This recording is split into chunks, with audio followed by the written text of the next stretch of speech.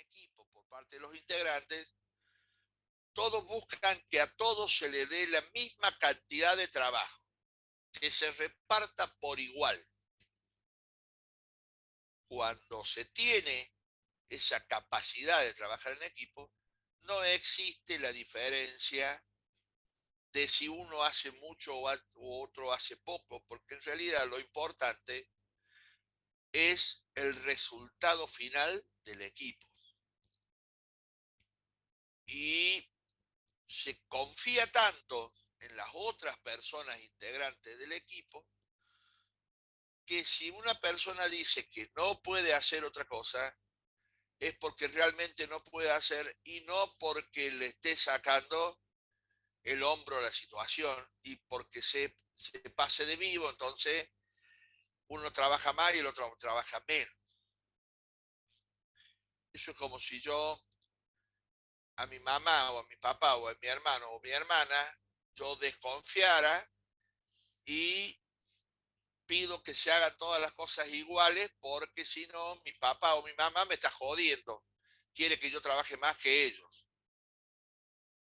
Lo que menos voy a pensar en eso. Así es como se piensa cuando se tiene la capacidad de trabajar en equipo. Que si alguien dice, yo me comprometo nada más que a esto, es porque realmente no tiene tiempo para hacer otra cosa. Entonces yo, que a lo mejor tengo más tiempo, reemplazo el tiempo que le falta al otro colaborador y si el trabajo se termina desarrollando. Se hace una mejor distribución de la carga de trabajo entre los distintos roles. Muchas veces dijimos que uno de los grandes desmotivadores es cuando vemos a dos personas haciendo lo mismo. Se pueden establecer qué competencias se necesitan para hacer determinados roles y en virtud de que una vez que están definidas las actividades, yo puedo evaluar si esa persona trabajó de manera adecuada o no. Bien, para poder tener esa capacidad de trabajar en equipo, hay que desarrollar algunos conceptos. El primero es el de la colaboración. Y acá quiero aclarar porque también hay otro mal concepto de la palabra colaboración. Yo escucho permanentemente cuando la gente viene y me dice, yo te voy a dar una mano, dale que vení que yo te doy una mano. Y yo le contesto que no quiero manos. No quiero manos porque yo tengo dos manos y con las dos manos puedo trabajar cómodo y bien. Quizás lo mejor, si yo fuera un ser humano con tres manos, con cuatro, con cinco, con seis, trabajaría incómodo. Con mis dos manos trabajo bien. En realidad, un colaborador ocupa el mismo espacio que ocupa un coautor. Entonces, en un libro tenemos el autor y tenemos el coautor. El autor y el coautor comparten la autoría del libro. Los dos saben qué es lo que han hecho a la hora de hacer un libro. Uno hace más, el otro hace menos.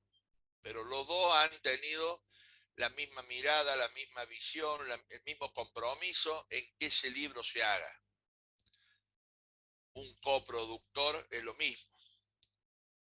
Laboro, en italiano, significa trabajo. Un laborador es una persona trabajadora, alguien que trabaja.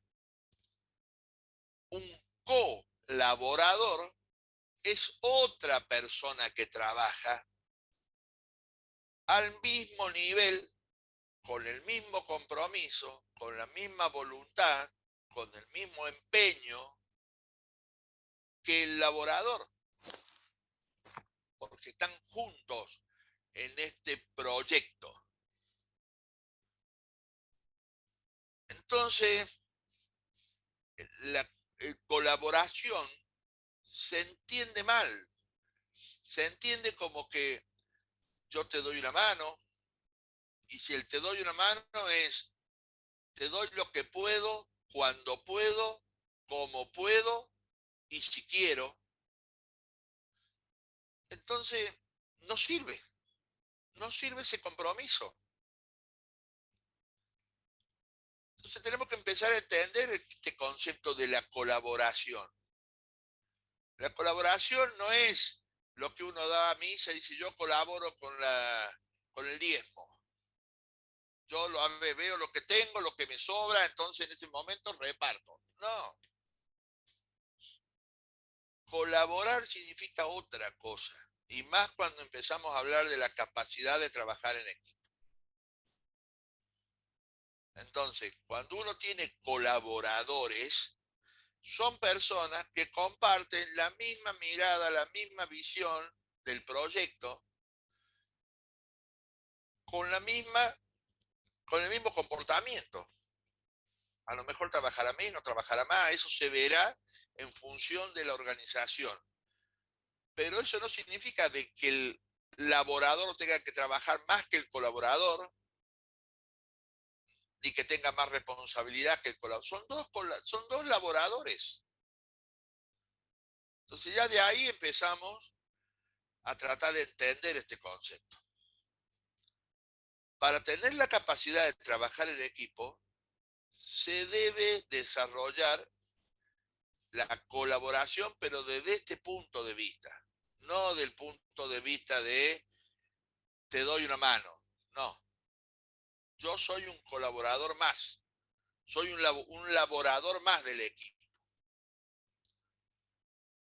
Para para poder desarrollar ese concepto de colaboración, hay que trabajar en tres planos. Está el plano individual, donde la persona tiene que querer colaborar, tiene que compartir el proyecto. Cuando el objetivo de esa persona es otro y no comparte ese proyecto, tiene la mirada puesta en otra cosa. Entonces, lo que se da para ese proyecto es una colaboración al concepto viejo, algo. Trabajo como para que me vean, como para ocupar un espacio, y en realidad no es eso, no es el concepto ese que se busca de la colaboración. Esa persona tiene que querer ser parte de ese equipo. Después viene el plano grupal. El plano grupal incluye a los integrantes de ese equipo, donde la persona va a querer colaborar en la medida que todos los integrantes de ese equipo sean personas que él crea, que le tenga confianza, que sean transparentes. Si yo tengo que estar dudando de alguna persona del equipo, de que en cualquier momento me va a embromar, y posiblemente yo no quiera colaborar. Entonces mi participación va a ser cumplir. Y después aparece el plano organizacional, donde la organización debe dejar que esa persona desarrolle el trabajo y colabore. Entonces tenemos el plano individual, involucra a la persona sola. El plano grupal involucra a su equipo de trabajo. Y el plano organizacional que involucra a toda la organización, que debe dar los medios necesarios y el clima necesario para poder colaborar. Otro concepto que se utiliza y que hay que desarrollar es la sinergia. Para desarrollar la sinergia tengo que entender qué es la sinergia. La sinergia es la capacidad que se tiene de desarrollar actividades en situaciones sobre todo conflictivas y entender que si todos trabajamos de la misma manera y a la par, producimos más que si trabajara cada uno por separado y que tomáramos el valor del más individual de todo, el que mejor juega, vamos a Messi. Si yo a Messi lo tengo en un equipo de fútbol donde el único que se destaca es él, va a ser Messi y el resto, como era en alguna época la selección argentina. Messi y el resto. Entonces la selección argentina no andaba bien. No era un equipo de trabajo, era un grupo de personas que como venían de distintos países y se consideraba que porque andaban bien en todos lados, se los juntaba y querían replicar lo que pasaba en el Barcelona en la selección argentina. Cuando se empieza a formar un equipo de trabajo, empiezan a tener distintas estrategias en base a ese jugador y ya la selección argentina empieza a cambiar de sintonía. Y cuando yo lo veo a Messi, que está defendiendo en un partido, que está defendiendo, o lo veo al número 9 que está defendiendo, y al número 2 que está corriendo para ver si hace un gol, va a cabecear en el último minuto, ese esfuerzo, cuando se hace igual para todas las personas, empieza a destacarse la selección argentina con Messi incluido. Fíjense en la diferencia. Primero era Messi y el resto, después empezaba a ser un conjunto de personas, y después la que brilla es la selección argentina con Messi adentro. ¿Por qué?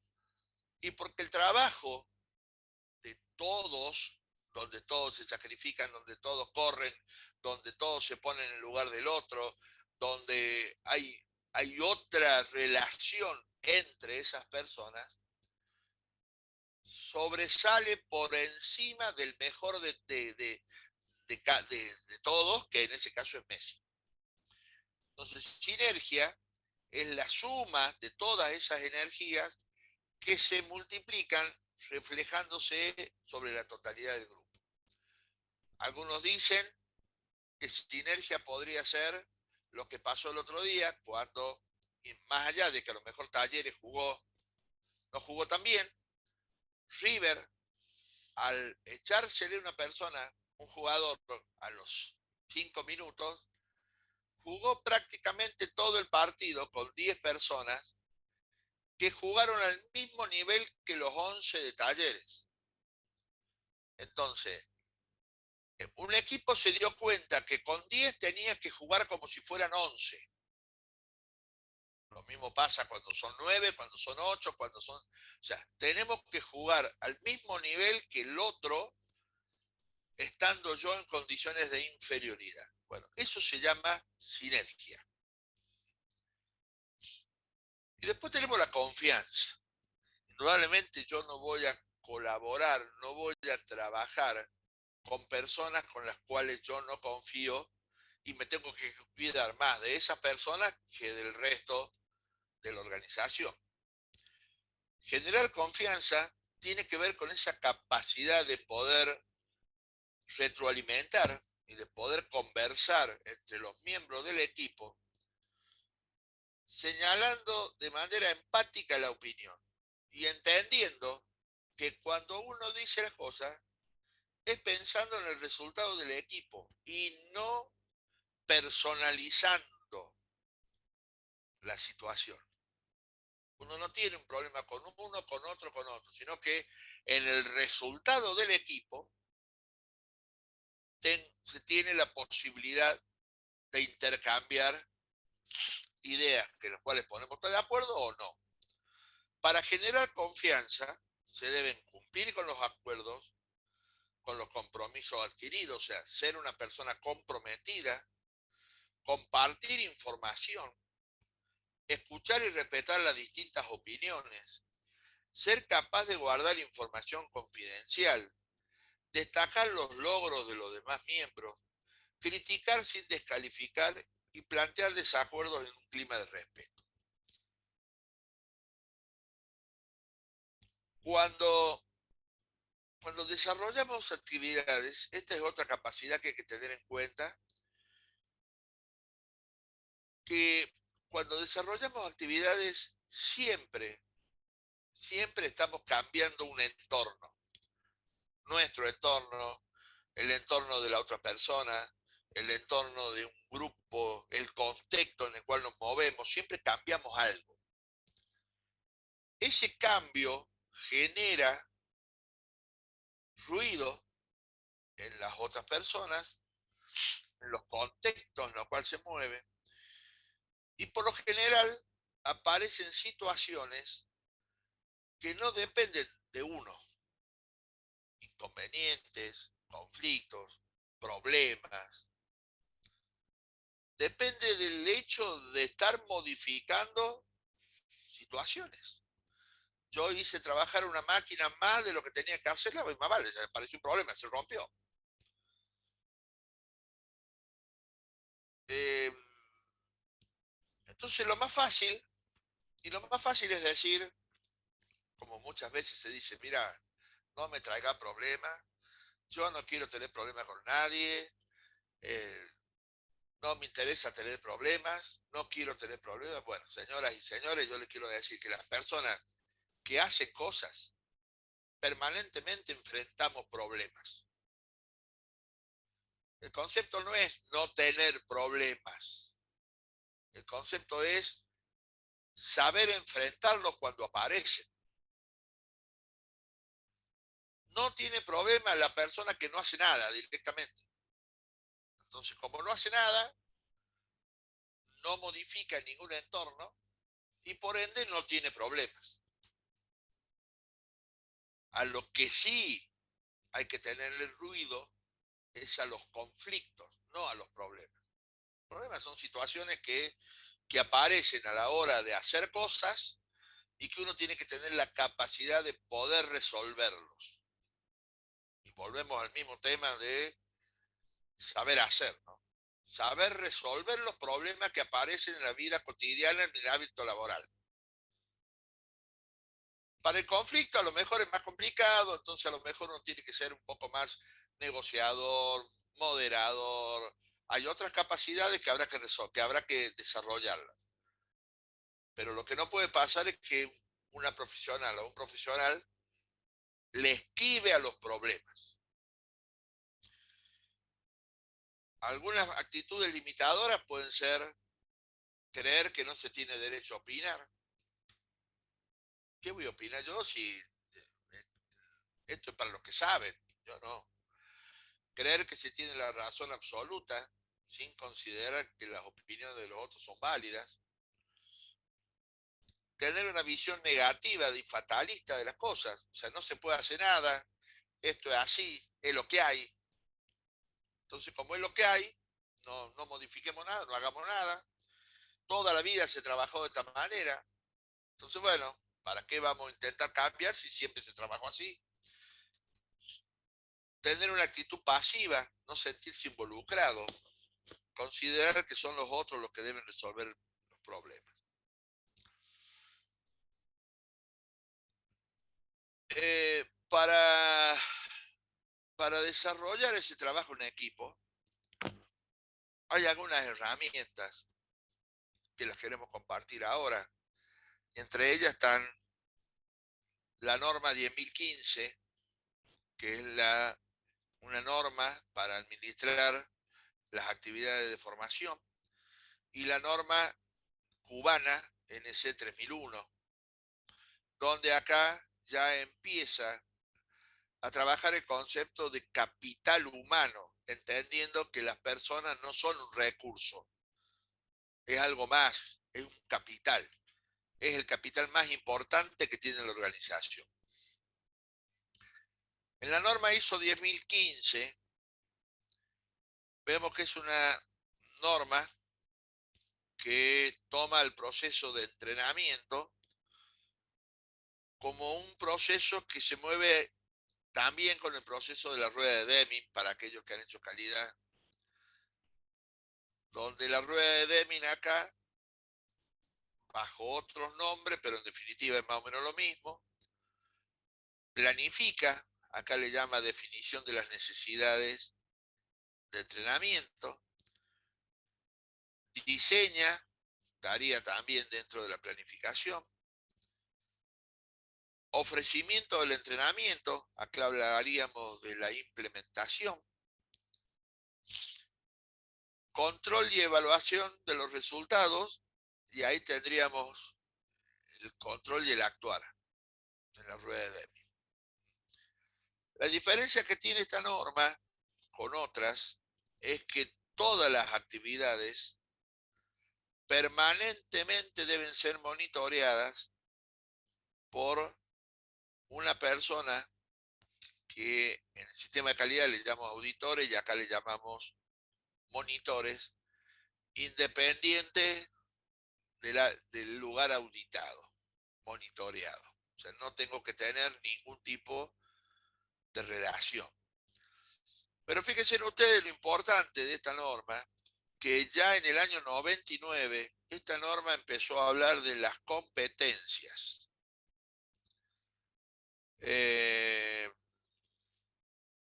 Lo que dice es que el proceso comienza cuando la organización primero define qué competencias tiene que tener la persona a la hora de desarrollar una actividad.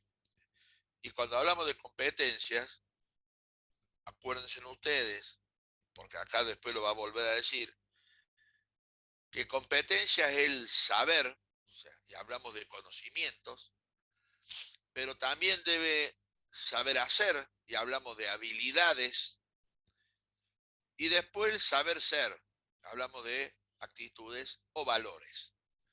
Entonces, fíjense ustedes que para ser un mozo, nosotros todavía acá en Carlos Paz tenemos lugares donde el mozo en el verano es mecánico en el invierno.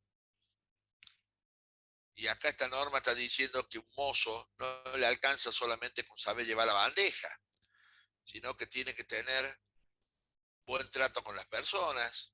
Cuando hablamos de saber hacer, unas habilidades, saber escuchar, saber hablar, eh, algunas actitudes, tener ganas de resolver el conflicto o el problema que plantea el cliente, porque ese puesto de trabajo tiene un contacto muy fuerte con el cliente.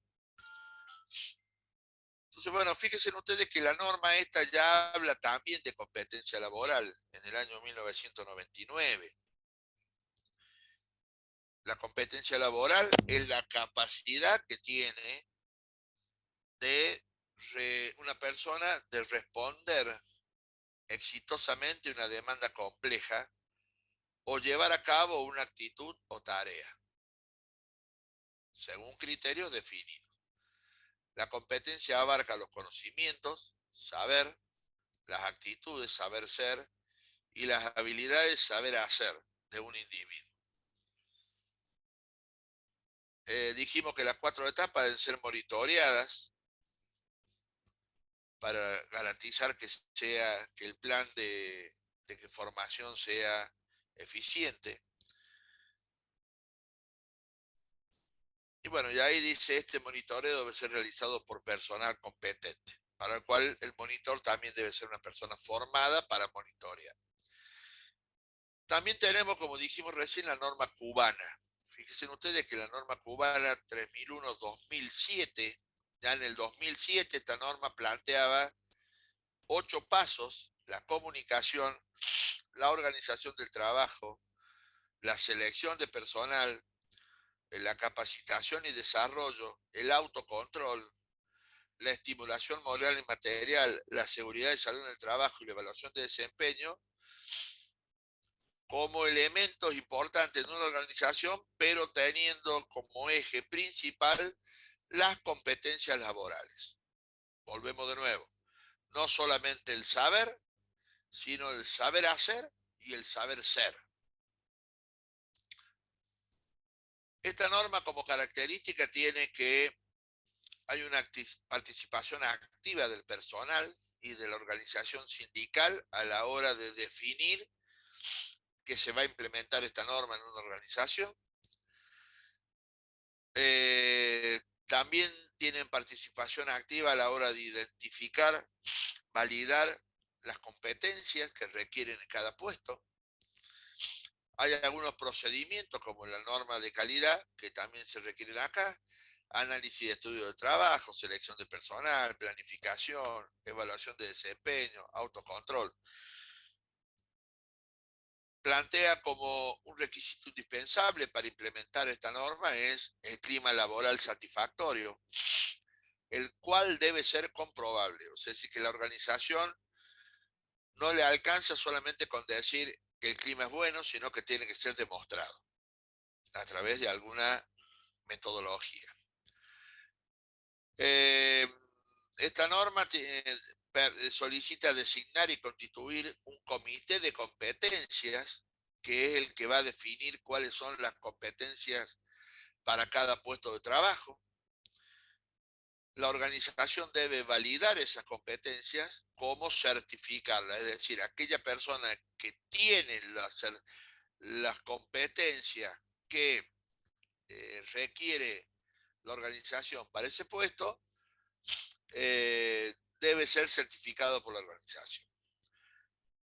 Después dice, bueno, la organización deberá identificar cuáles son los procesos que añaden valor o cuáles son los que encarecen los costos.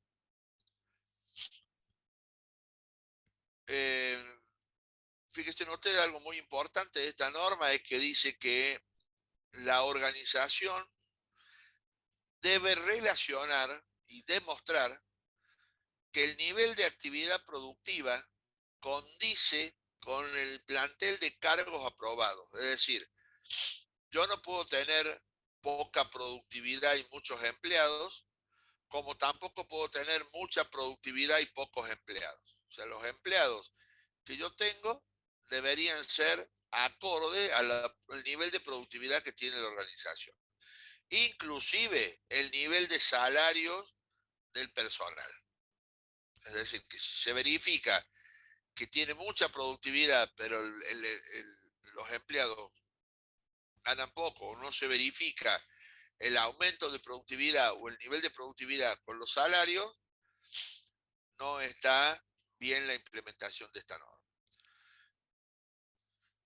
Después también hace mucho hincapié en la selección de personal, donde dice que la organización debe documentar cómo es el proceso de selección, incluyendo en el mismo la información a los cargos en cuestión, los criterios de selección, métodos, técnicas usadas para el proceso, cosa que el alumno, perdón, que el candidato o la candidata conozca qué cosas se van a evaluar,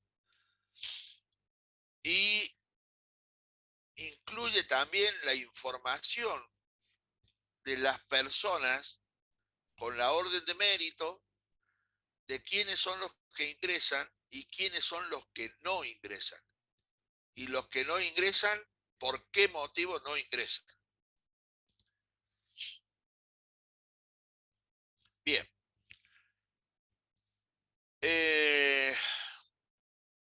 Ahora vamos, ya hemos finalizado con las normas de gestión. La manera de gestionar siempre nos ha llevado a tratar de entender que una organización debe ser rentable, debe ser más productiva, debe ser más competitiva. Sin embargo, este modelo productivo, modelo económico,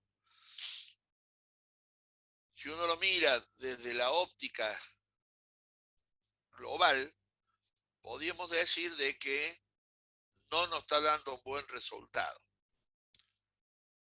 ¿Por qué? Porque es una metodología egoísta. cada uno termina pensando en el bolsillo de cada uno, sin importar cómo es el impacto de las distintas acciones que uno lleva a cabo en relación a la comunidad en la cual está inserto y en relación al medio ambiente en el cual está inserto. Entonces encontramos situaciones egoístas como empresas que tiran sus desechos a los ríos o a los diques o a los lagos, total, y sin tratamiento. Por ende se muere todo, todo el hábitat marino de ese río. Y a la empresa lo único que le importa es ganar plata. Entonces empezamos a decir, la culpa son de las empresas. Y por supuesto del Estado. El Estado porque no controla. Las empresas porque lo único que le interesa es ganar dinero. Pero también tenemos que entender que el Estado está conformado por personas y las empresas también están conformadas por personas. Entonces, básicamente diríamos que el problema son de las personas. Como personas, tenemos una mirada egoísta. Yo hago todo lo que me pidan lo hago en la medida que a mí no me, no me moleste, no me embrome, no me perjudique. Y cuando me perjudica, yo hago lo que me parece a mí para beneficio mío y punto. Así es como normalmente funciona el ser humano. Acá y en la China. Entonces empezó, este sistema productivo empezó a generar grandes problemas, sobre todo en el medio ambiente. Si uno va para el lado de Santiago del Estero, uno puede ver los campos donde en una época estaba todo lleno de bosque nativo, hoy tiene todo sembradío. Y bueno, sí, desde el punto de vista productivo está bárbaro, pero desde el punto de vista del hábitat del bosque nativo se ha destruido el bosque nativo y por ende las especies que habitaban en el bosque nativo. Pero claro, la persona dueña del campo, lo único que le interesa es plantar soja o plantar lo que sea para rédito propio, pensando en hoy, no pensando en el futuro que le puede llegar a dejar a su descendencia. Y si vamos a nuestra casa, podríamos hacer selección de residuos. Ah, pero ¿para qué voy a hacer selección de residuos si después cuando pase el camión de la basura junta todo? O sea que en definitiva la culpa no es mía, sino es del camión de la basura. Y después cuando vamos al río, vamos a algún lado, encontramos pañales tirados a la costa del río. Y ahí no está el Estado. Ahí están las personas que no quieren caminar 2 cuadras más para tirar en el basurero, sino que lo dejan tirado ahí nomás. O el vecino que está lavando el auto porque el sábado a la noche tiene que salir sin preocuparse si el vecino del frente o el del lado o el de atrás tiene agua. Siendo que el elemento de agua cada vez está más escaso. Por esto no se dice que no se lave el auto, ¿no? Se dice que trata de lavar el auto en lugares donde el agua se recicla. Hace arreglar las canillas, que no pierdan.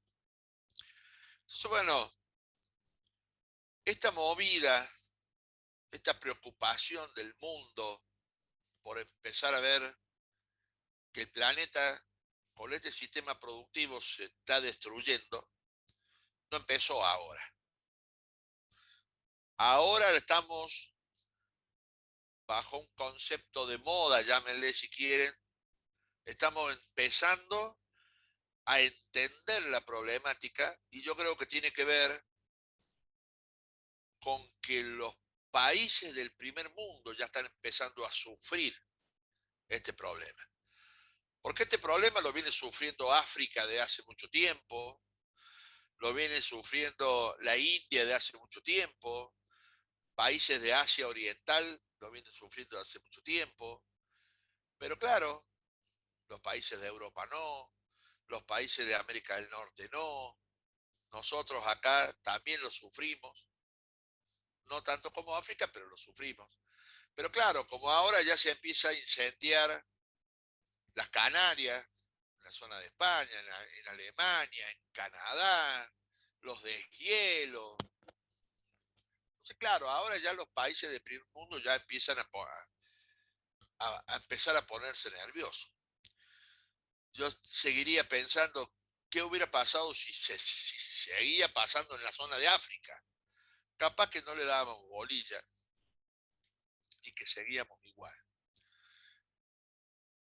Entonces se empieza a hablar ahora de un programa de desarrollo sostenible, que durante mucho tiempo se entendió como sustentable. Y tiene que ver con el tema este de el efecto invernadero, ¿no? El efecto invernadero es bueno. Primero fue bueno.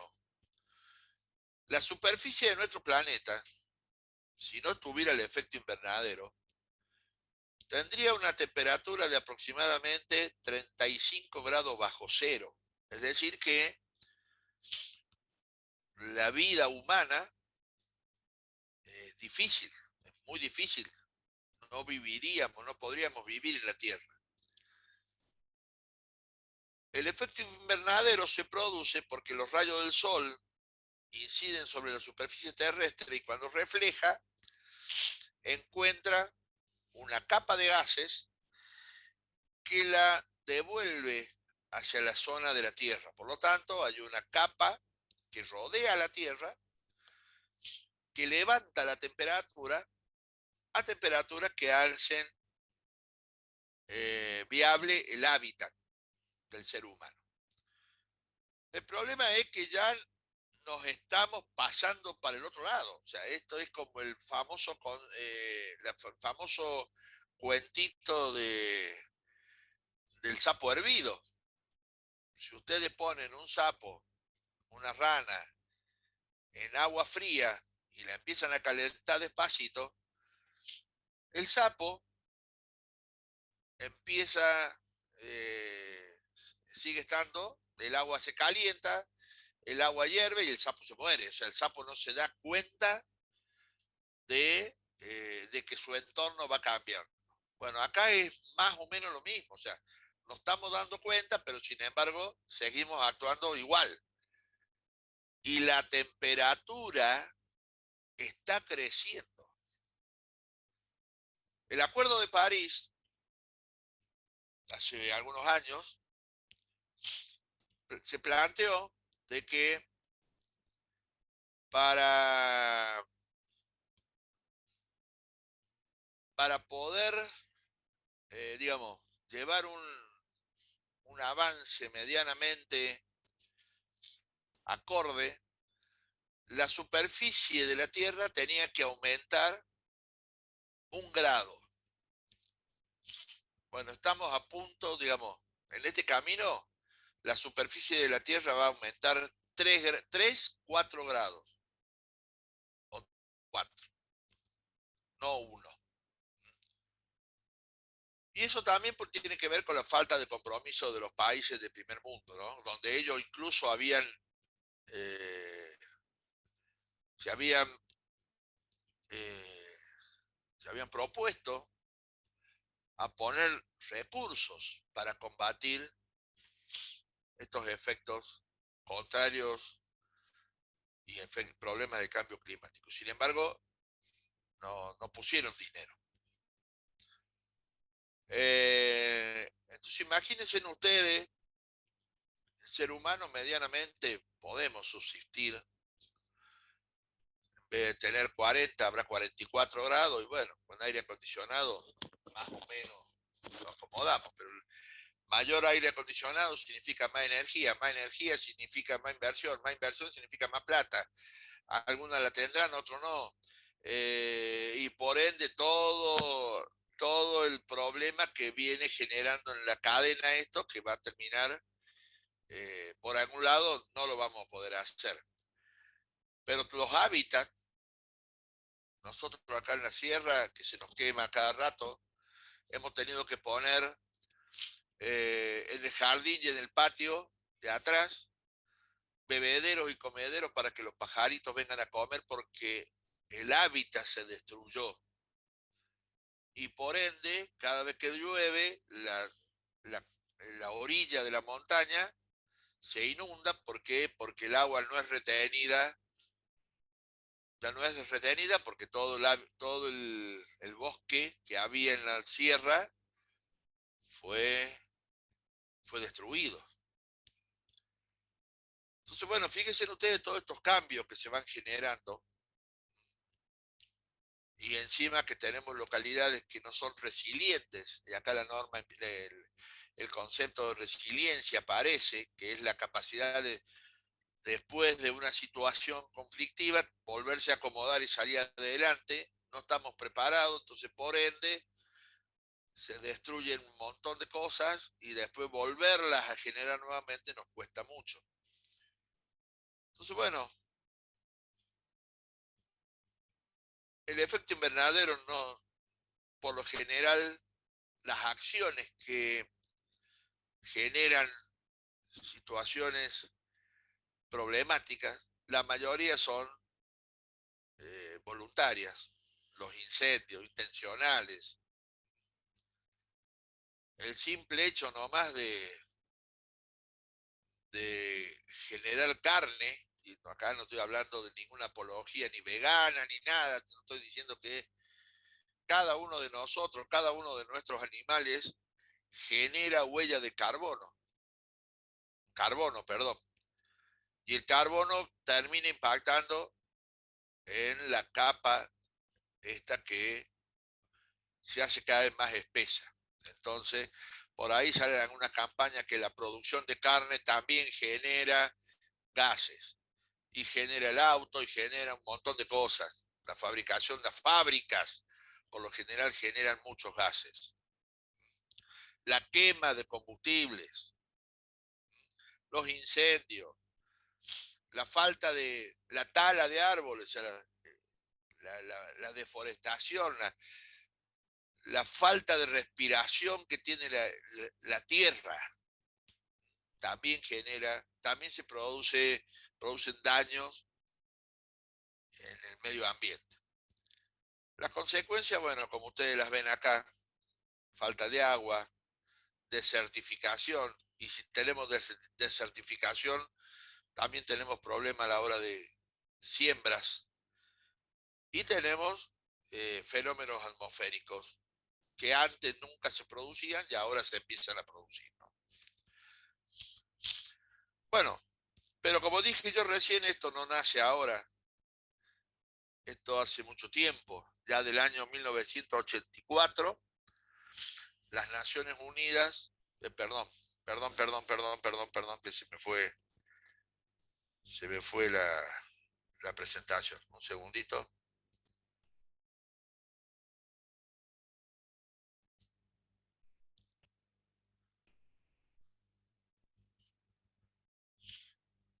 Metí mal el botón, un segundito, por favor.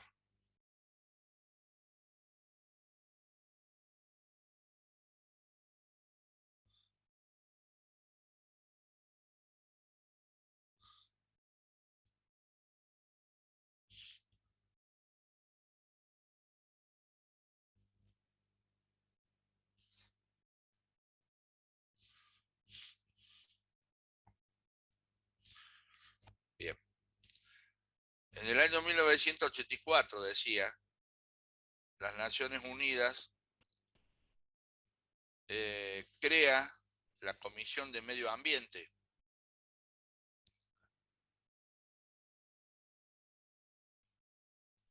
En el año 1987 aparece el informe Brundtland, donde se cambia el concepto de sustentabilidad, que estaba orientado más que nada a la parte ambiental, por el de sostenibilidad, donde ahora se plantea de que todas las actividades que nosotros desarrollemos tienen que ver de, de impactar lo menos posible con con el medio ambiente, el impacto ambiental, el impacto social con las personas y el impacto económico financiero. De ahí viene el concepto del triple impacto. En el año 1992 se aprueba la Agenda 21 en Río de Janeiro. En el año 2000, cuando estaba por desaparecer el mundo, se genera la Declaración del Milenio con 8 objetivos. Ahí ya empezaron a hablar de objetivos a cumplir. Y el primero de ellos era eh, fin de la pobreza. Después, en el año 2002, aparece la Cumbre Mundial sobre el Desarrollo Sostenible en Sudáfrica. 2012, la Cumbre del Río, que ya define que se tiene que hacer la Agenda para el Desarrollo 2030. Y en el año 2015, ya las Naciones Unidas define una agenda con 17 objetivos y 169 metas, que cuando nosotros los veamos, ustedes van a ver que en realidad son conceptos entendibles por cualquier persona. Sin embargo, la falta de aplicación tiene que ver con la falta de conciencia, con el egoísmo, como decía yo recién, o sea, ¿qué puedo hacer yo si en el África hay hambre? Si yo acá no paso hambre, estoy bastante gordito. Pero el concepto no es pensar qué pasa en África, sino hacer el concepto, utilizar el concepto de localización que se llama, que es trasladar lo que pasa en África o en otras partes del mundo a lo que pasa alrededor mío. Empezar a preocuparte porque seguramente alrededor tuyo hay personas que están pasando hambre. Entonces, veamos qué se puede hacer para solucionar el problema de esas personas que están pasando hambre. Con respecto al concepto de que sí, bueno, pero ¿por qué tengo que hacer yo si esto es responsabilidad del Estado? Bueno, la Agenda 2030 también habla de las distintas responsabilidades. Esto es responsabilidad de los países, los estados, las organizaciones no gubernamentales, las instituciones, las universidades, las personas. Absolutamente todos y todas, en mayor o en menor medida, son responsables de desarrollar actividades para mejorar este planeta en el cual estamos inmersos. Y como dije recién, no nos olvidemos que todo lo que yo nombré, países, estados, instituciones, ONG, están conformadas por personas. Y donde la universidad, que forma profesionales, cumple un rol fundamental porque debe enviar al mercado profesionales que tengan el pensamiento del desarrollo sostenible. Que no fabriquemos por fabricar. Cuando fabriquemos, veamos de desarrollar un producto cuyo residuo también tenga cuidado y un nivel mínimo sobre el medio ambiente. Y ahí hablábamos de economía circular.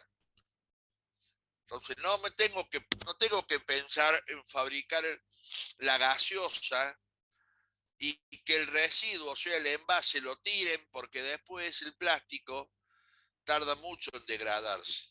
Yo tengo que ver la manera de generar un envase que cuando ya no sirva más, o se pueda usar para alguna otra cosa, y ahí la importancia del reciclaje, o si se tira, no tenga un impacto tan grande con el ambiente en el cual nosotros estamos inmersos. Entonces acá empezamos a ver los 17 objetivos de desarrollo sostenible. Fíjense ustedes que el primero, que dice fin de la pobreza, es el mismo que se generó en el año 2000 y que todavía está sin cumplir, y con la pandemia va a seguir sin cumplirse. ¿Por qué? Porque la pandemia ha generado más pobreza todavía. Bueno, como verán, los ODS, los Objetivos de Desarrollo Sostenible, son objetivos globales, por eso uno empieza a ver que habla a nivel mundial, ¿no? Cerca de 800 millones de personas viven en condiciones de pobreza extrema. Hay necesidades insatisfechas de salud, educación, acceso al agua y saneamiento. La gran mayoría de las personas que viven con menos de $2, estamos hablando de 400 pesos diarios, vive en Asia meridional y en África, pero también están en los países desarrollados. Entonces yo no tengo que hacer oído sordo a esto. Si hago uso de la localización, yo digo, bueno, a ver, dentro del área donde cual yo me muevo, ¿qué puedo hacer para que las personas que viven en ese entorno salgan de ese estado de pobreza? Después aparece el ODS número 2, que es poner fin al hambre, lograr la seguridad alimentaria, la mejora de la nutrición, promoviendo la agricultura sostenible. Muchos decimos, sí, en el campo se usa glifosato, se usa esto, se usa lo otro. ¿Quién es capaz de hacer en su lugar de hábitat una quinta? Donde no solamente yo voy a comer algo sano, sino que además le voy a transmitir a mi hijo o a mi nieto o a mi nieta, a través de un juego, en vez de estar con el celular todo el día diciendo que para que no moleste le doy el celular. No, vamos a una huertita y después comemos lo que sembramos. O sea, eso, con el ejemplo también vamos generando otras cosas, otras maneras de vivir, y no estar pensando en si la empresa le pone glifosato y el Estado no controla, y mientras tanto yo no hago nada, porque la culpa es de los otros. El hambre y la malnutrición son un gran obstáculo para el desarrollo sostenible. Hace que las personas sean menos productivas, más propensas a sufrir enfermedades. Hay casi 800 millones de personas que padecen hambre en el mundo. Yo no digo con esto de que salgamos a la calle y les paguemos almuerzo a todas las personas que están en la calle. Pero a lo mejor, si yo tengo una manzana en el auto, en vez de darle un cigarrillo, como muchos hacemos, le dan el cigarrillo para no darle una moneda y darle una manzana. A lo mejor esa persona no ha comido, no tiene que comer. Vamos al objetivo número 3, salud y bienestar. Garantizar una vida sana, promoviendo el bienestar de todos y a todas las edades. Recuerda que acá hay una cosa que esto quiero destacarlo y quiero aclararlo. Los jóvenes ya vienen con una mirada distinta, estoy hablando de 30 años para abajo, a los que tenemos los 30 años para arriba. Posiblemente muchos de los ejemplos que yo estoy diciendo recaen mayoritariamente en los que tenemos de 30 años para arriba, porque venimos de otra situación. Sin embargo, los jóvenes, ya sea porque han nacido en otro entorno y ya con un entorno de cuidado del medio ambiente, ya la mirada es distinta. Gracias a Dios, nosotros hemos visto en la cátedra que muchos de los alumnos ya trabajan, alumnos y alumnas trabajan en ONG, colaborando y haciendo de la solidaridad una parte de la agenda diaria, que en realidad lo que busca el Objetivo de Desarrollo Sostenible es esto, ¿no? Que uno ponga estos 17 objetivos en la agenda de todos los días y digamos, ¿qué podemos hacer todos los días? ¿Por qué? Porque muchas veces la gente dice, vienen y me golpean la puerta. Un nene, ¿no tiene algo para comer? Y le doy algo de comida. Ay, yo hice algo para detener el hambre. No, mentira. No, eso no es lo que se pide. Lo que se pide es que vos trabajes pensando en ver de qué manera se puede achicar la brecha entre ese que no tiene y el que tiene. Y no una sola vez haber hecho algo. Bueno, en el objetivo número 3 tiene mucho que ver también la desigualdad, ¿no? Cuando ustedes vean el objetivo, el ODS número 10, van a ver que busca reducir las desigualdades.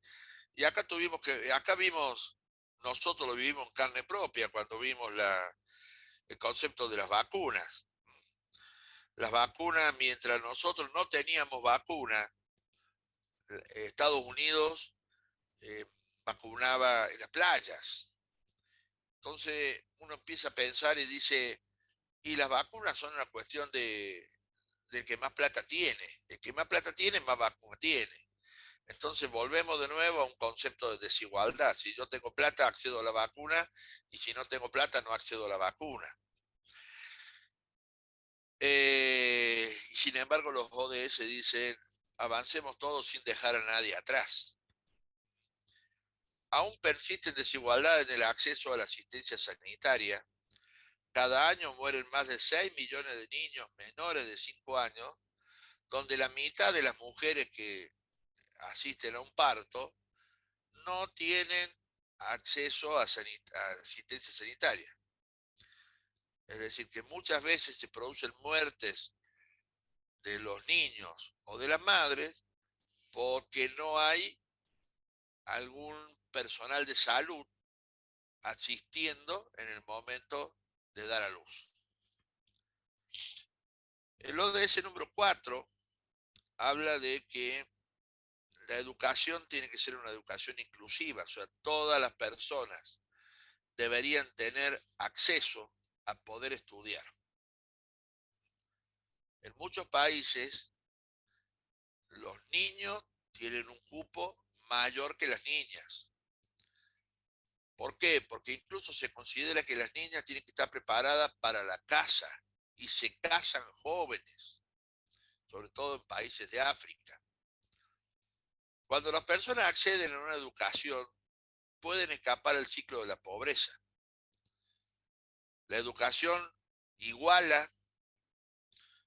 La educación es fundamental para fomentar la tolerancia entre las personas y crear sociedades más pacíficas.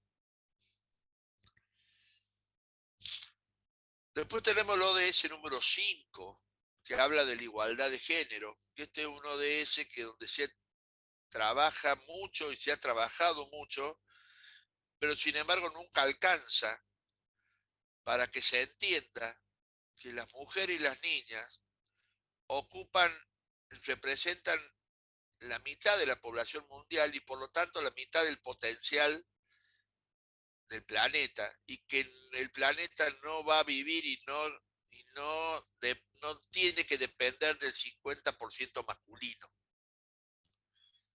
La desigualdad de género persiste hoy, todo el mundo. Simplemente hay que levantar, hay que prender el televisor y ver todos los problemas de violencia de género que hay.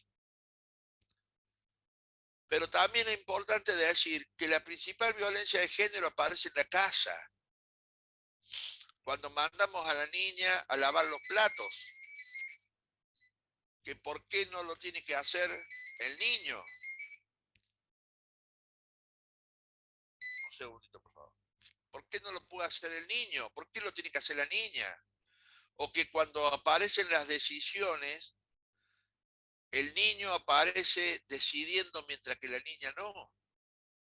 Entonces, un concepto importante es la primera desigualdad o la primera igualdad debe ser hecha en casa.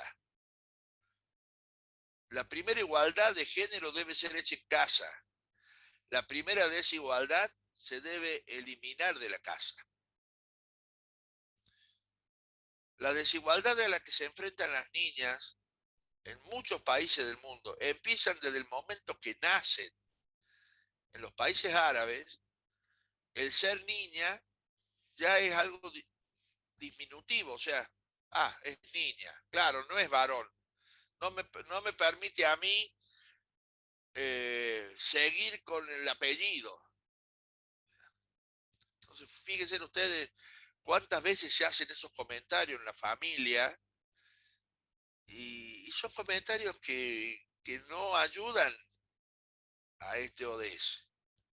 Entonces hay que cambiar la mirada. Empecemos a pensar de otra forma. El ODS número 6 habla de agua limpia y saneamiento. Garantizar la disponibilidad de agua y el saneamiento para todas y todos. El acceso al agua, saneamiento e higiene es un derecho humano. Miles de millones de personas siguen enfrentando a diario enormes dificultades para acceder a servicios elementales. Lo viví personalmente en Santiago del Estero cuando me tocó ir a hacer un trabajo. Tenía que llevarle de acá agua mineral para tomar porque en el lugar que trabajábamos no había agua. Lo vivimos durante un par de años cuando fuimos a la comunidad de los guaraníes en Misiones y ahí vimos que esta comunidad aborigen se baña en un río donde además lavan la ropa, donde además defecan, orinan y donde sacan agua para tomar.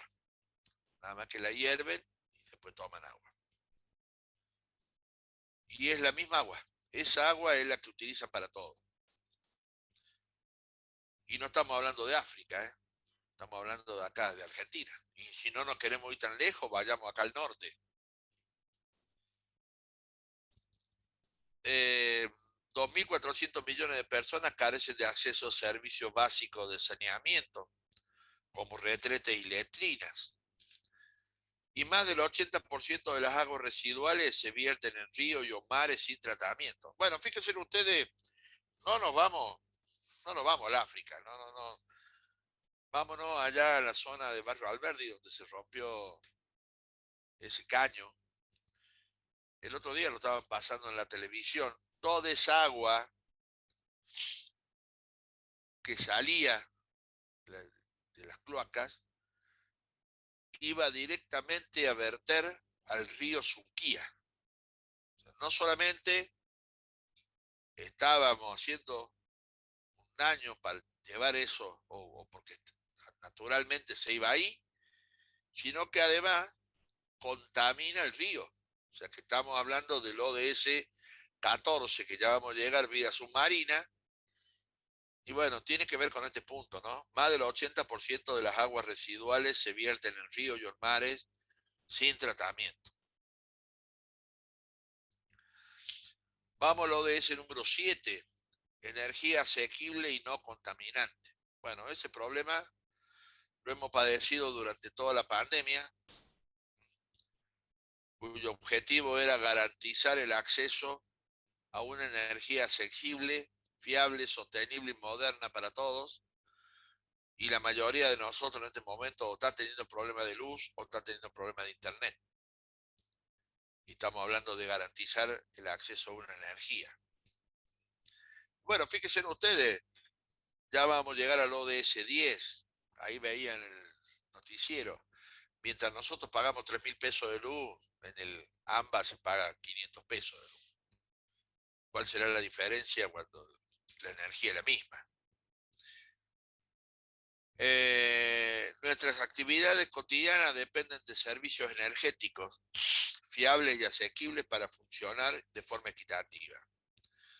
Un sistema energético bien establecido apoya a todos los sectores. La falta del acceso al suministro de energía es un obstáculo para el desarrollo humano y económico.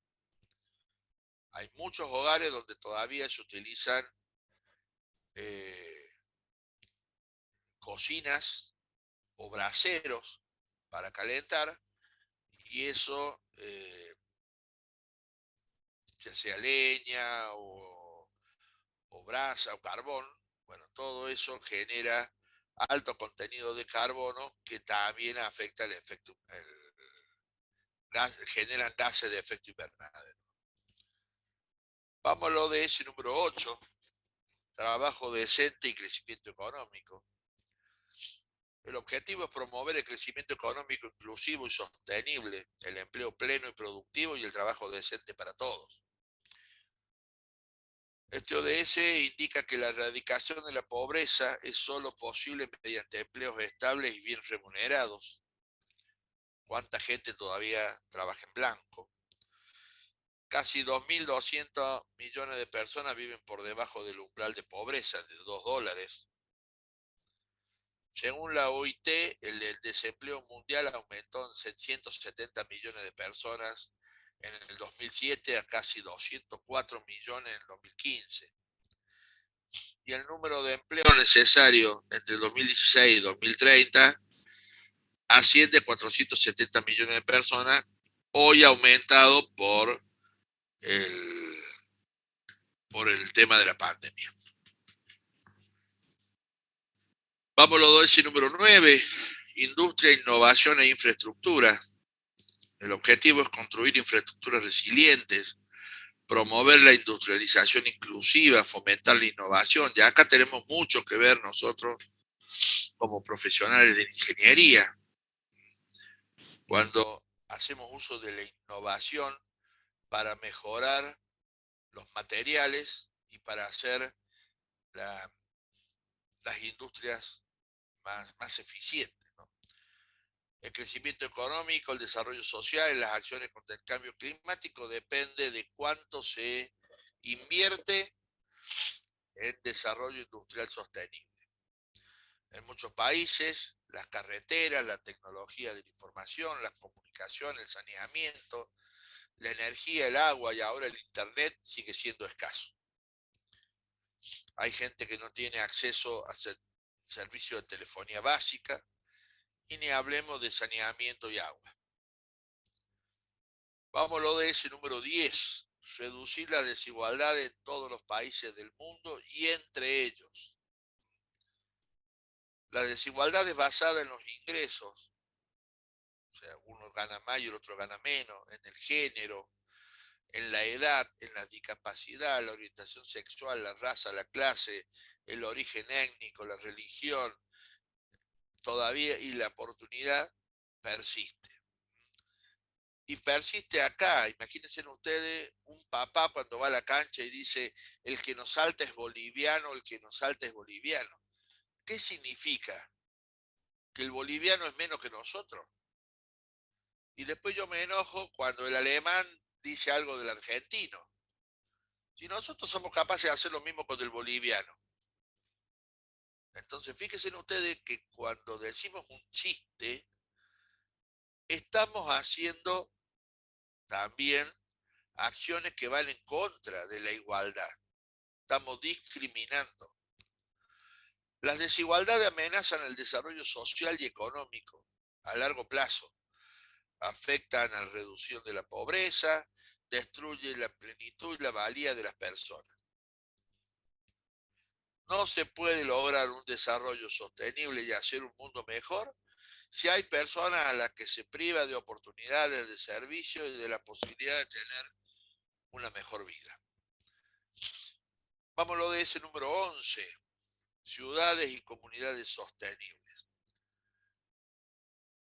La mitad de la humanidad vive en ciudades, por lo tanto significa de que la mitad de los problemas deberían estar en las ciudades. Hay que tratar de solucionar los problemas de las ciudades y de las zonas rurales, pero también entender de que esa cifra va en aumento, y si va en aumento, pone en peligro los pocos recursos que hay. O sea, hay que seguir aumentando más recursos. Acá en la sierra ya se está edificando sobre la sierra. Y eso significa más agua, significa más luz, significa más internet, significa más cloacas, significa un montón de cosas más. ¿Por qué?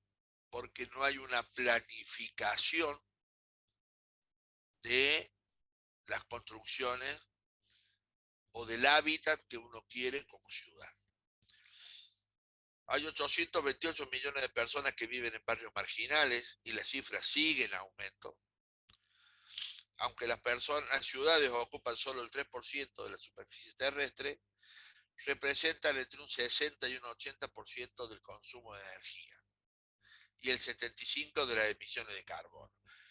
¿Por qué tenés el aire acondicionado 25? Y no importa, total, el que se cuida del calor soy yo y yo lo paso bárbaro. Y el que no tiene será problema del que no tiene. Por eso muchas veces lo hemos vivido también en carne propia. Yo he ido a Buenos Aires y allá en muchos lugares no se cuida la electricidad. Y claro, si la tienen regalada no se cuida. Acá tenemos que hacer malabares para poder cuidar la electricidad. Sobre todo las instalaciones, porque acá en la zona donde yo vivo, acá sopla un poquito de viento, ya se empieza a cortar la luz, porque las instalaciones son muy malas. El objetivo número 2 se habla de producción y consumo responsable, y esto tiene que ver un poquito con ser conscientes a la hora de consumir. Es decir, muchas veces compramos de más a lo que realmente nos hace falta. O también está el concepto este que también hablamos de empezar a entender los materiales, cuánto tardan en degradarse, ¿no? Porque muchas veces enterramos basura sin tener en cuenta que el plástico tarda mucho tiempo. Las pilas, yo la verdad que quisiera saber qué hace la gente con las pilas, porque se consumen muchas pilas en los controles remotos, en los relojes, en un montón de aparatos. ¿Y a dónde van las pilas? Porque la verdad que yo no conozco. Algunos CPC creo que tienen lugares para llevar las pilas, pero no conozco qué se hace con las pilas. Y peligrosamente pienso que las pilas se tiran a la basura, y si se tiran a la basura van los enterramientos, y el mercurio que tienen las pilas contamina a la tierra. Si no se cambian las modalidades de consumo y producción, se van a causar daños irreversibles al medio ambiente. Vamos al ODS número 13, y este es el ODS original, en realidad, si podemos decir algo, porque este es el que trata principalmente el cuidado del medio ambiente. El objetivo es adoptar medidas urgentes para luchar contra el cambio climático y sus efectos. El cambio climático es consecuencia de las actividades humanas. Los efectos del cambio climático están poniendo en peligro el modo de vida y el futuro como planeta. Los fenómenos meteorológicos extremos y el aumento del nivel del mar está afectando a las personas y sus bienes en los países desarrollados y en desarrollo. El cambio climático tiene consecuencias para todo el mundo, principalmente, por supuesto, para los pobres y los vulnerables. El ODS 14, que algo en algún momento lo nombramos de la tarde, hace hincapié en la vida submarina. Y si uno lo lee, va a encontrar que habla de océanos y mares. Entonces el concepto diría, bueno, entonces no hagamos nada, porque nosotros lo único que tenemos es el mar argentino y el océano Atlántico. Y bueno, no, yo lo transformo haciendo uso de la localización, digo, conservar y utilizar de manera sostenible los recursos hídricos que tenemos para el desarrollo sostenible. Y ahí involucro a los ríos, a las lagunas, a los diques, mar chiquita, que sería un mar. Entonces, me preocupa porque los recursos hídricos proporcionan recursos naturales como alimentos, medicinas, biocombustibles y otros productos.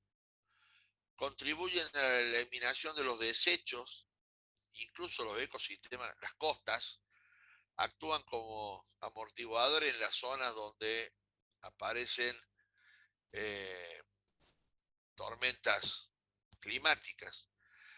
Eh, el medio marino es uno de los ecosistemas con más diversidad biológica del planeta. El otro día me fui como quien despuntaba el vicio, digo, voy a ir a pescar acá al río. No hay nada, o sea, prácticamente no hay nada. ¿Por qué? Y porque está todo contaminado. Vamos al ODS número 15.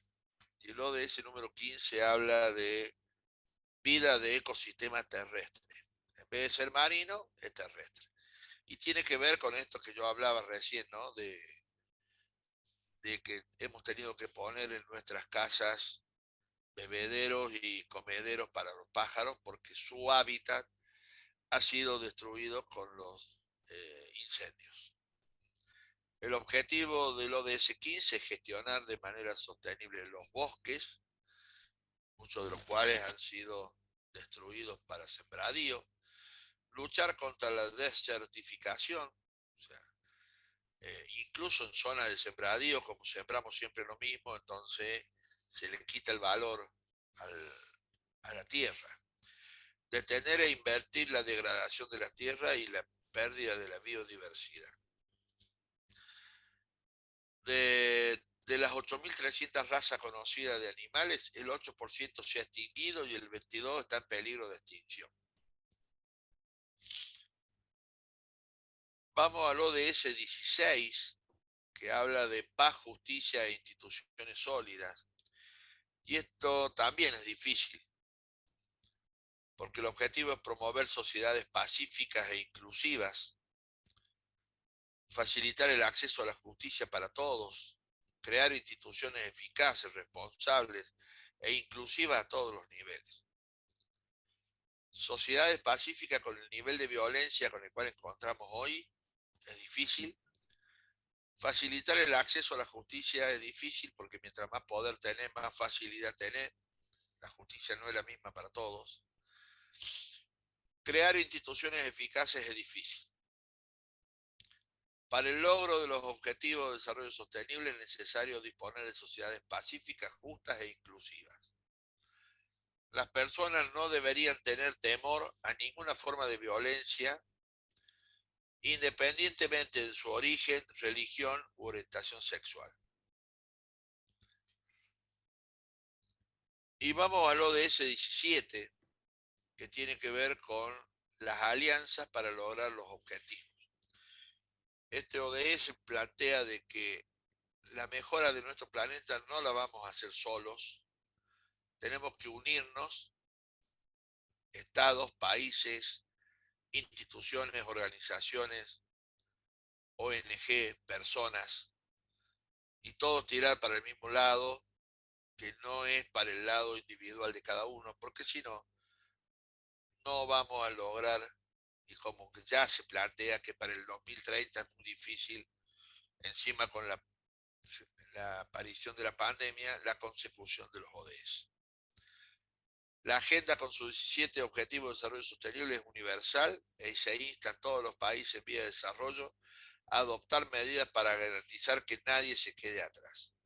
Para alcanzar los ODS se deben unir los gobiernos, la sociedad civil, científicos, el mundo académico y el sector privado. Bien, con, con esta última filmina, yo doy por finalizada la clase teórica de la tarde de hoy. La primera pregunta es, vamos a, no, ya no hay una pregunta. Vamos a dar un espacio de preguntas y respuestas para ver si hay algún alumno o alumna que quiera preguntar algo. Y después sí vamos a pasar al trabajo práctico número 8. No sé si hay alguno que tenga, alguna alumna o algún alumno que tenga alguna pregunta o algún comentario que realizar.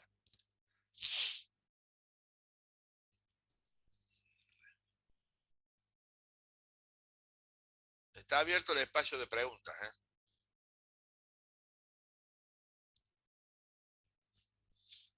Bueno, no habiendo espacio de preguntas,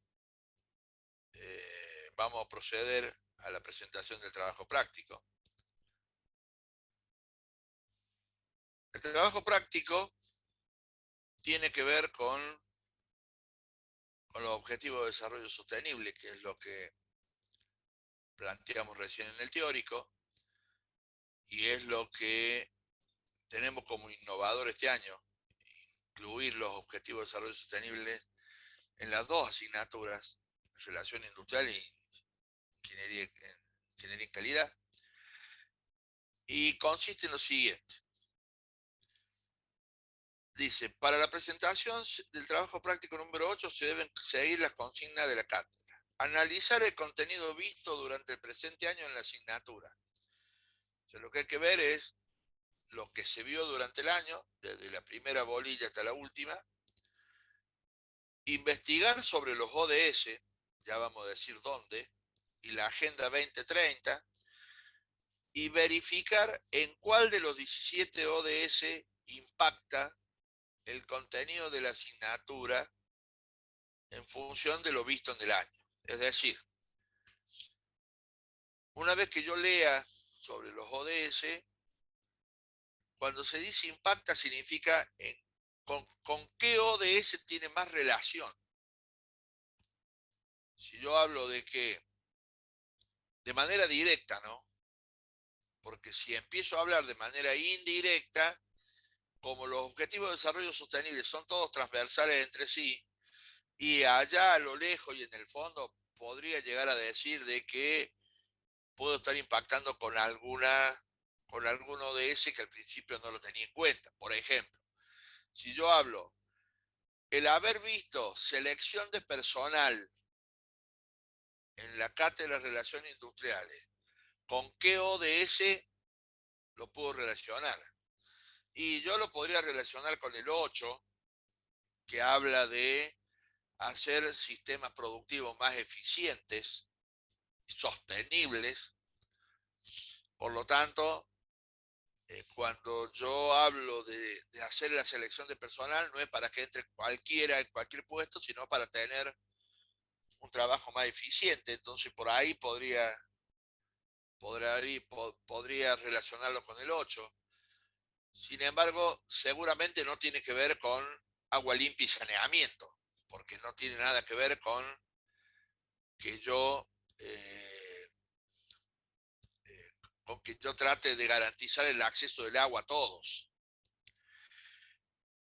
Si yo hablo de liderazgo, conducción de personal, y tendré que ver también, porque a lo mejor el liderazgo no solamente impacta en el 8, sino que yo puedo hacer uso de ideas innovadoras, entonces también podría llegar a ser el 9. Bueno, no se lo voy a seguir diciendo porque la idea es que lo vean ustedes. Pero viendo qué se vio en el año, en todo el proceso de administración, el rol de los recursos humanos, selección de personal, evaluación de desempeño, capacitación, comunicación, liderazgo, trabajo en equipo. Bueno, todo esto, trabajo en equipo quizás tenga algo que ver con el 17, alianzas estratégicas para el logro de los objetivos. Entonces, bueno, viendo cada uno de los módulos, decir con qué ODS tiene relación o en qué ODS impacta. Pero para poder saber ya bien concretamente, porque yo puedo decir, bueno, impacta en el 8 y en el 9, y ahí sería, hasta ahí sería fácil el trabajo. ¿Por qué? Porque me genero alguna idea, entonces digo, bueno, impacta en el 8 por esto, impacta el 9 por esto. Lo que yo tengo que hacer es ir a las metas. Cada objetivo tiene sus metas que cumplir. Entonces, para poder definir a qué ODS impacta, yo tengo que definir el ODS y después la meta. Hay un punto, por ejemplo, en el 8, en el ODS 8, que es la meta 8.4, que habla de hacer los sistemas productivos más eficientes. Entonces, yo voy a decir, cuando dice el 3, justificar el impacto, voy a decir, bueno, la cátedra de Relaciones Industriales impacta en el ODS 8 cuando vemos selección de personal porque impacta en la meta número 8.4. Así sería como tienen que hacer el trabajo práctico. Por supuesto que tienen que ver todo lo que se vio en el año, tienen que leer los 17 ODS con ayuda de la Filmina o con ayuda de estas dos páginas que les voy a mostrar ahora. Ahí en las páginas están las metas también, las pueden leer a las metas y después hacer una relación entre cada unidad de la cátedra con los ODS y con las metas. Una vez que se haga ese trabajo, debe sacarse una conclusión del equipo. ¿Para qué le sirvió este trabajo práctico? Como lo han hecho con todos los otros. ¿Cuáles son las páginas que ustedes podrían ver? Tenemos. Ahí les mostré las páginas de las Naciones Unidas. La página de las Naciones Unidas es esta, donde yo acá veo los 17 ODS. Y si yo entro, por ejemplo, al 8, que estábamos hablando recién, aprieto ahí y me sale qué significa el ODS 8, noticias sobre qué pasó con el COVID, datos destacables, fíjense usted ahí, habla de algunos datos, y después al lado en esta solapa dice metas. Si yo aprieto ahí, voy a ir, fíjense en el 8.4, dice, mejorar progresivamente la producción y el consumo de los recursos mundiales y procurar desvincular el crecimiento económico con la degradación del medio ambiente. Entonces, que yo sepa selección de personal significa para mejorar la producción. Entonces, hace impacto en esta meta que es la 8.4. Después podemos ver de aquí el 8.6, reducir la proporción de jóvenes que no están empleados. Bueno, que yo sepa selección de personal, le permite al joven conseguir trabajo? Y capaz que no, o capaz que sí. Bueno, lo tienen que discutir ustedes y lo tienen que justificar. La otra página que se está mostrando ahí es la de la facultad. Y ustedes la ven acá.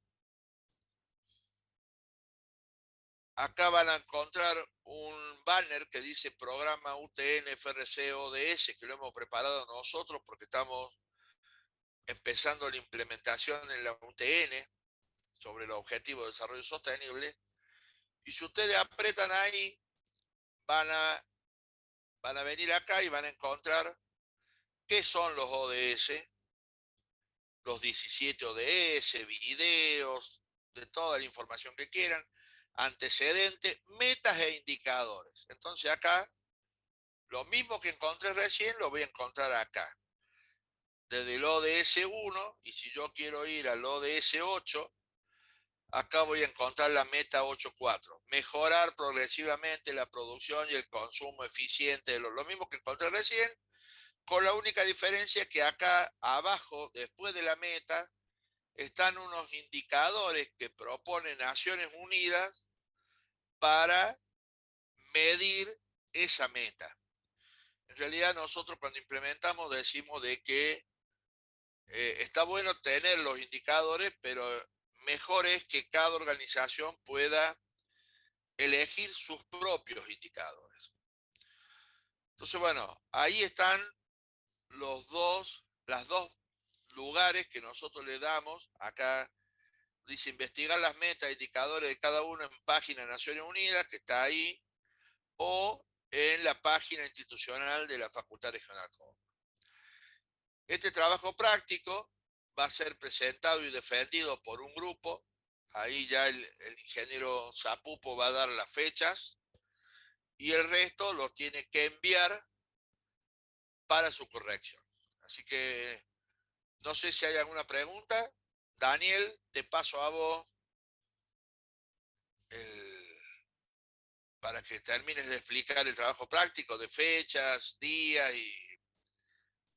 Daniel. Sí, Marcelo, acá estoy. Marcelo, entonces vamos a hacer que un grupo lo defienda, que lo ponga. Sí, es lo que había planteado esta mañana. Pasamos a que solamente lo enviaban. Ah, bueno, perfecto. Entonces directamente para el próximo lunes debe ser enviado. ¿Para qué fecha? Próximo lunes al mediodía. El día lunes al mediodía es el plazo que vence el plazo límite para enviar el trabajo práctico número 8 por correo para su corrección. Y nosotros íbamos a usar esa clase para recuperar los trabajos prácticos pendientes. Perfecto. Bueno, toda esa información va a ser subida en autogestión por los profesores. Es decir, aquel alumno que deba algún trabajo práctico lo va a tener que hacer el lunes que viene. No se olviden de que no pueden hacer el segundo parcial si deben algún trabajo práctico. Lo mismo, tengan cuidado con el tema asistencia, porque después aparecen las sorpresas. Seguimos encontrando alumnos y alumnas que cuando decimos, bueno, listo, hasta luego, no se van y por ende 3, 4 llamados y no cierran, entonces los eliminamos nosotros de la reunión y tienen ausente. Así que tengan mucho cuidado con eso porque después aparecen las sorpresas.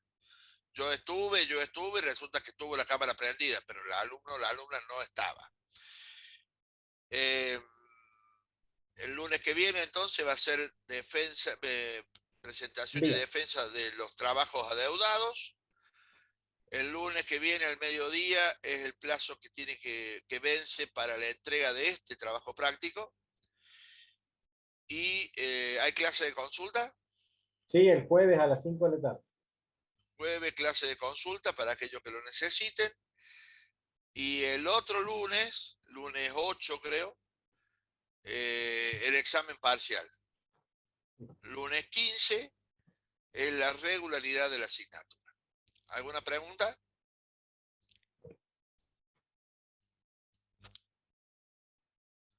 No, profe. Bueno, no habiendo ninguna pregunta, entonces damos por finalizada la clase de hoy. Buenas tardes a todas y todos. Les pido a los profesores que nos quedemos un ratito para finalizar la actividad. Buenas tardes. Buenas tardes. Buenas tardes, gracias. Buenas tardes. Profe, nos vemos.